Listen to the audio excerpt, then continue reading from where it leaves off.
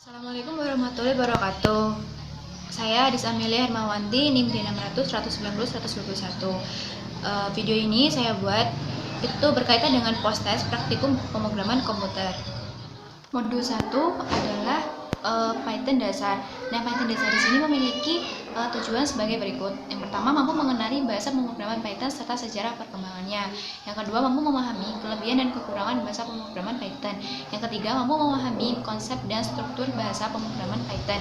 Yang keempat, mampu menerjemahkan algoritma dan flowchart menjadi aplikasi menggunakan Python. Yang kelima, mampu membuat program aplikasi sederhana untuk menyelesaikan permasalahan dalam perkuliahan. Saya akan menjelaskan pengertian tentang Python-nya itu sendiri. Nah, Python adalah bahasa pemrograman interpretif multiguna dengan filosofi perancangan yang berfokus pada tingkat keterbacaan kode. Bahasa pemrograman Python disebut sebagai bahasa yang kemampuan menggabungkan kapabilitas dan sintaksis kode sangat jelas dan juga dilengkapi dengan fungsionalitas pustaka standar yang besar serta komprehensif. Ini tentunya Python sendiri itu memiliki kelebihan dan juga kekurangan. Kelebihannya itu Python bisa dengan mudah dipelajari bahkan untuk pengembang pemula. Selanjutnya pengembangan program bisa dilakukan dengan cepat dan juga menggunakan kode yang lebih sedikit. Kelebihan selanjutnya bisa dilihat di tampilan saya ini. Selanjutnya kekurangannya.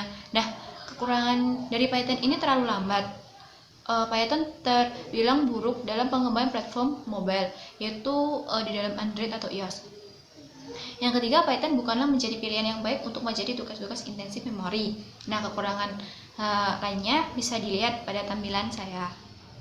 Selanjutnya, saya akan menjelaskan tentang flowchart dan juga algoritma. Flowchart adalah sebuah diagram dengan simbol-simbol grafis atau sebuah bagan yang mempunyai arus. Arus tersebut itu menggunakan langkah-langkah penyelesaian suatu masalah. Contoh flowchart bisa dilihat pada tampilan saya.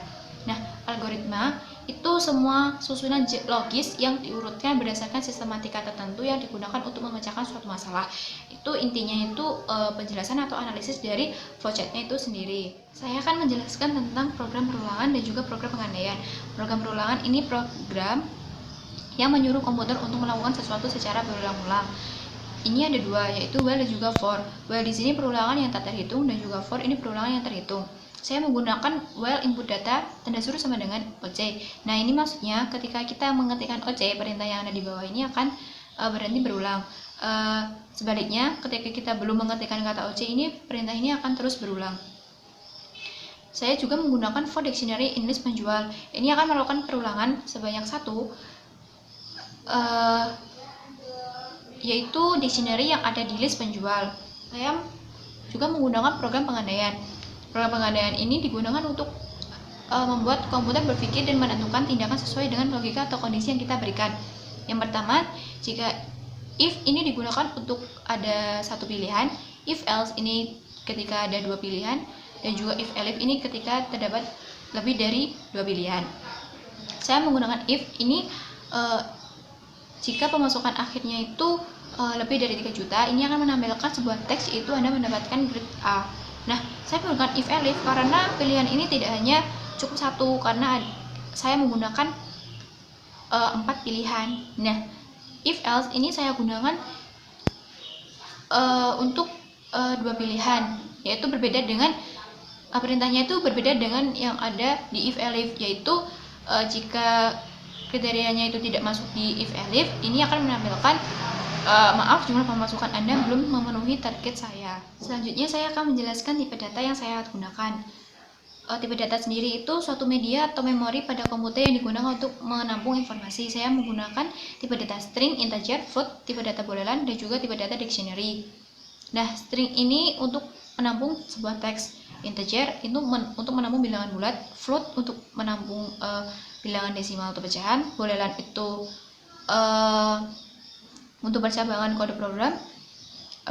Dictionary ini tipe data array di mana key atau indeks dari array bisa berbentuk string, tidak hanya number saja. Selanjutnya adalah operator. Operator adalah suatu simbol yang digunakan dalam program untuk melakukan suatu operasi atau manipulasi terhadap data atau operan. Salah satunya saya menggunakan operator aritmatika, yaitu yang berhubungan dengan perhitungan operasi aritmatika atau operasi matematis. Ini ada tanda tambah, kurang, kali, bagi, persen, dan juga pangkat. Nah, operator lainnya bisa dilihat pada tampilan saya ini. Modul 2 adalah Python UI dengan PZ2. Pada modul 2 ini bertujuan yang pertama, praktikan mampu membuat aplikasi sederhana menggunakan fase 2. Dan tujuan yang kedua yaitu praktikan mampu menerjemahkan aplikasi dari Python dasar ke bentuk GUI atau Graphical User Interface. Selanjutnya adalah pengertian GUI dan juga fase 2. GUI adalah tipe antarmuka yang digunakan oleh pengguna untuk berinteraksi dengan sistem operasi melalui gambar-gambar grafik, icon, menu, dan menggunakan perangkat petunjuk pointing device seperti mouse dan juga trackball. Sedangkan fase 2 adalah Python yang mengikat cross-platform GUI Toolkit Qt 5. Fase 2 ini adalah versi yang terbaru yang dapat berjalan pada semua platform yang didukung oleh Qt 5, termasuk Windows, OS X, dan juga Linux. Saya akan menjelaskan bagaimana membuat program perhitungan. Nah, di sini saya menggunakan key desktop widget untuk menampilkan windownya ini. Nah, ukuran dan juga tempatnya, letaknya itu sudah ditentukan di scriptnya ini. Jangan lupa mengimport SIS dari preset 2. Nah, kita mengimport Qt Core, Qt GUI, dan juga Qt Widgets. Saya menggunakan key label untuk menampilkan tulisan yang ini. Nah, pada line pertama, line 1, saya menggunakan key combo box yang di dalamnya saya menambahkan item. Nah, itemnya ini yaitu tipe-tipe HP yang jika kita klik salah satu akan langsung memunculkan harga per unitnya. Caranya yaitu dengan mengkonekkan dengan proses 1. Proses 1 yaitu ini ya, try if elif ini. Maka di sini akan langsung muncul harga per unitnya. Untuk jumlah pembelian saya menggunakan key spinbox karena di sini kita bisa menambahkan dan juga mengurangkan jumlah pembelian semau kita. Nah, di sini saya menggunakan key spinbox. Nah, selanjutnya saya di total pembayaran saya menggunakan key line edit. Di sini set read only maksudnya adalah hanya bisa dibaca, tidak bisa diubah. Untuk menampilkan total pembayaran, saya harus mengklik tombol kalkulasi. Nah, tombol kalkulasi ini untuk menampilkannya itu menggunakan key push button. Nah, untuk mengonekkannya kita menambahkan script yaitu klik connect ke proses 2. Nah, proses 2 di sini adalah proses perhitungannya yaitu mengkalikan jumlah pembelian dan juga harga per unitnya. Di sini juga terdapat tombol delete dan ada message box. Di sini jika diklik yes, maka data yang diisikan kita tadi langsung hilang. Nah, di sini ada tombol back. Ini scriptnya. Ini akan kembali ke menu utama saya. Program perhitungan saya itu terdapat 2 program. Nah, program selanjutnya ini pada hari khusus ini bedanya itu di diskon. Nah, maksudnya ini per unitnya itu saya diskon 10%. Ini menggunakan key line edit yang di dalamnya saya masukkan teks yaitu 10%. Ini bedanya cuma di total pembayaran karena di total pembayaran ini akan dipotong 10% per unitnya. Modul 3 adalah web statis dengan Django. Nah, pada modul 3 ini memiliki tujuan. Yang pertama, mampu memahami sintaks-sintaks yang digunakan pada HTML dan CSS. Yang kedua, mampu memahami penggunaan Django. Dan yang ketiga adalah mampu membuat tampilan web statis sederhana menggunakan HTML dan CSS melalui Django. Sedangkan web statis sendiri adalah web di mana informasi yang terkandung di dalamnya tidak bisa diupdate melalui aplikasi website tersebut, melainkan harus mengubah script yang ada di dalamnya. Saya akan menjelaskan bagaimana cara membuat project dan app. Nah, untuk membuat project di sini pada tampilan saya itu ada screenshot tampilan CMD. Nah, di situ terdapat folder C dan itu masih masuk ke users. Untuk mengeluarkannya kita ketikkan cd garis miring. Nah, itu kan sudah keluar dari folder users. Nah, kemudian saya ketikkan Django admin start project posttest. Ini maksudnya saya membuat project baru yang nama foldernya itu posttest. Untuk pembuatan app, nah ini sebenarnya sama saja, tetapi di CMD kita masukkan ke folder posttest. Caranya cd posttest. Nah, setelah masuk ke folder posttest, saya ketikkan python manage .py startup kontak. Nah, ini maksudnya saya membuat app baru bernama kontak di folder post-test. Nah, untuk mengeceknya itu di tampilan saya juga terdapat screenshotan di file yang ada di C di folder post-test. Nah, di sini sudah terdapat app baru bernama kontak. Selanjutnya, saya akan menjelaskan bagaimana cara membuat template pada project maupun app. Pertama, saya menuju ke settings .py. Nah, di sini saya menuliskan template bagian dirs, dan kemudian saya menambahkan nama app yang sudah foldernya saya buat di project ini, yaitu kontak, di bagian insert app.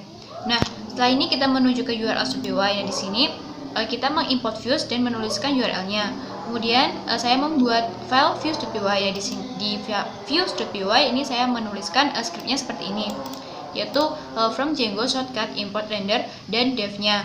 Nah, untuk di bagian app, nah kita menuju ke folder app-nya, sama kita menuju ke url.py dan menuliskan from import views dan juga menuliskan URL-nya. Kemudian saya juga membuat views.py-nya dan juga menuliskan from Django shortcut import render dan juga dev-nya, yaitu kontak.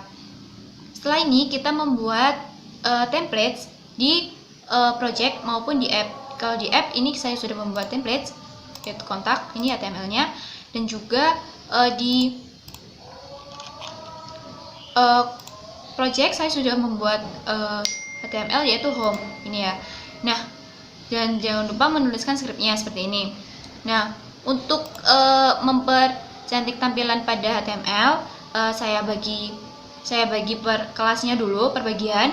Nah, kemudian saya membuat folder bernama static ini, dan setelah ini saya menuju ke settings.py untuk menuliskan base dir statiknya. Setelah dari setting, saya membuat file.css di statik ya. Nah, saya beri nama tugas 3. Nah, kemudian saya menuliskan scriptnya seperti ini. Ini atas, terus tengah, bawah. Ini bagian-bagian dari HTML-nya ya, untuk mempermudah kita mengatur CSS-nya. Selanjutnya, saya akan menjelaskan script pada HTML. Di sini terdapat float static ini digunakan untuk mengimport folder yang bernama static. Kemudian ada doctype HTML, ini digunakan untuk menentukan tipe dokumennya. Nah, untuk penjelasan script lainnya dapat dilihat pada tabel. Selanjutnya, saya akan menjelaskan script yang ada di CSS. Ini terdapat margin 0 pixel, ini digunakan untuk mengatur jarak antara pinggir layar dengan halaman yang telah dibuat, jaraknya 0 ya.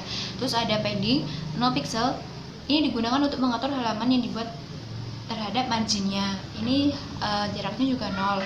Terus penjelasan script yang lain itu terdapat di tabel saya.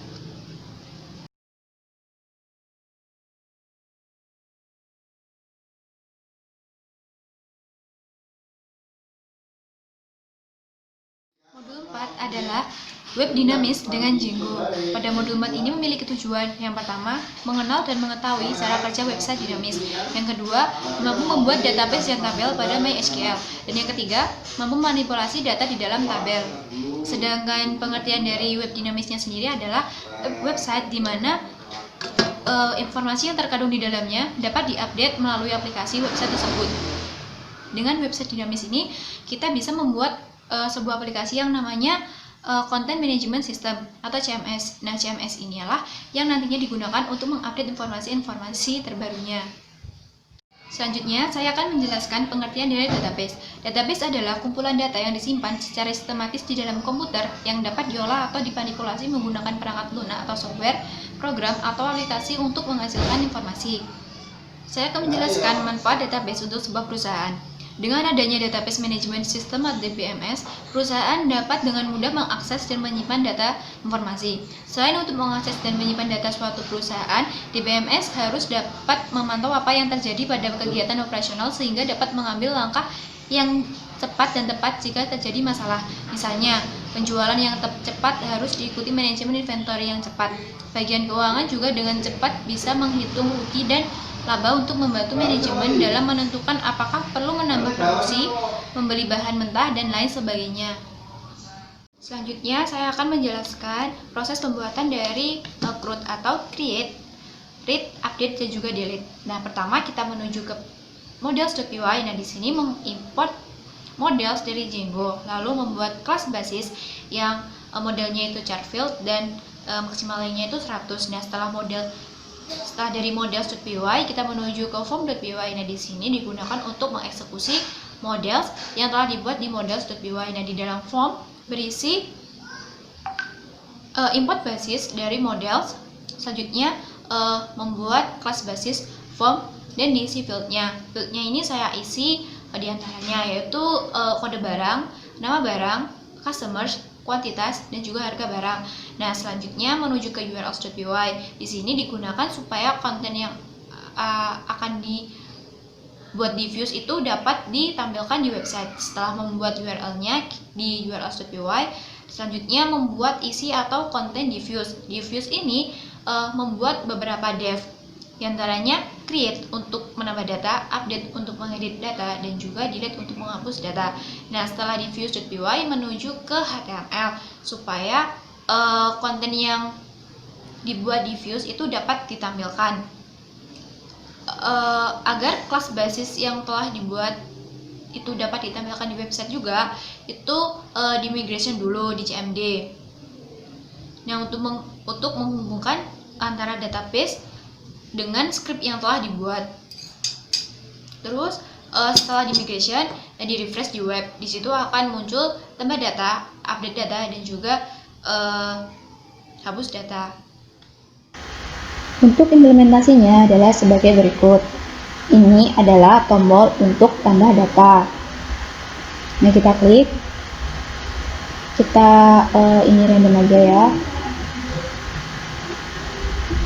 Kita send. Nah, ini data ke-21 itu akan muncul. Nah, untuk mengupdate kita klik update. Kemudian misal kita ganti 7. Kita send. Nah, kuantitasnya ini akan berganti 7. Coba kita delete untuk menghapusnya. Nah, data ke-21 ini akan menghilang.